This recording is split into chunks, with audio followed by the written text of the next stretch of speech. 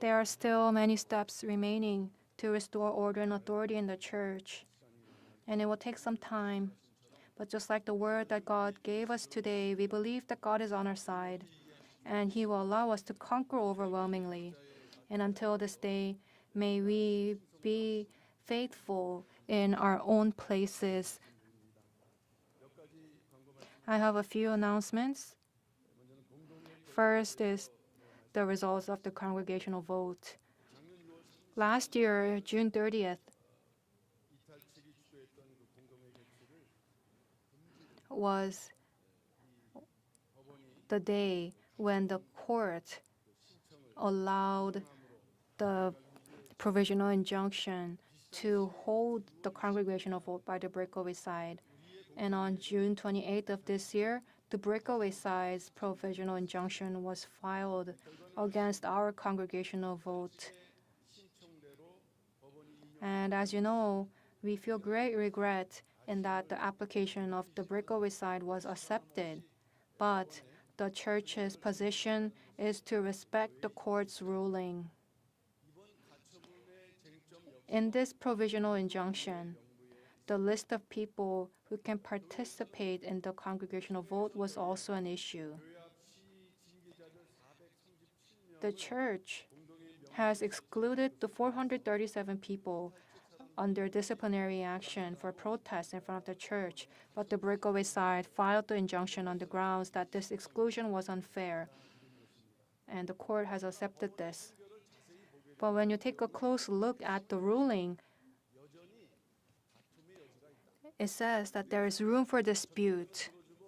We may think that they are taking that side, but it's not that the court took a side, but it's saying there's room for dispute. And what this means is, when we think about this, it's just one part. But there are many lawsuits that are currently in progress in the church.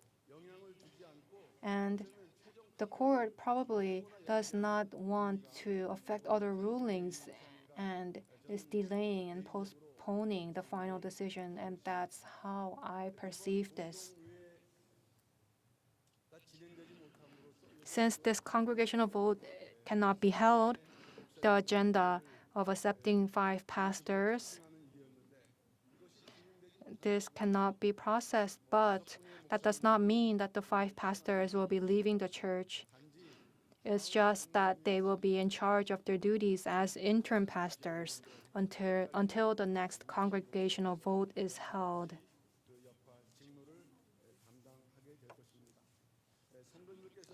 There may be many saints who are very disappointed with the results, but this shows us that there are more things that we have to pray about.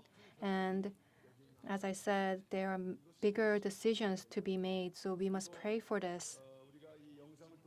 And like we saw in the video, God works in methods that we cannot think of and that God has prepared for us.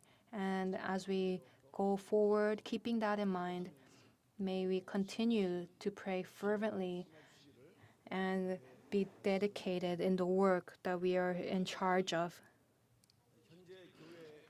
Currently, the breakaway members can come into the church if they fill out a membership pledge. So on May 5th,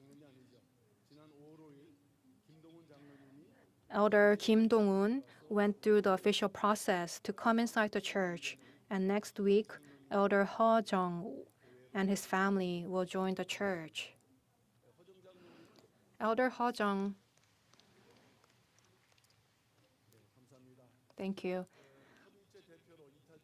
Elder He Jung worked as a representative of the breakaway group's council, but he felt that there were problems with the breakaway side's operation and activities led by Lee Seung-hyun, and he actually expressed his opinion in public.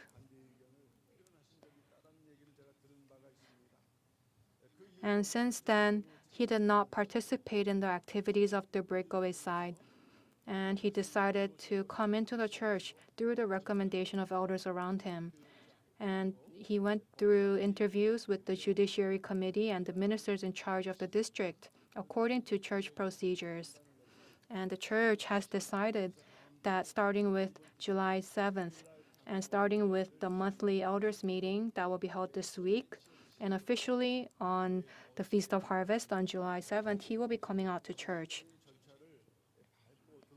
Since he is joining us through the official church procedures, we ask that the elders and saints of the church welcome him warmly with the love of the Lord.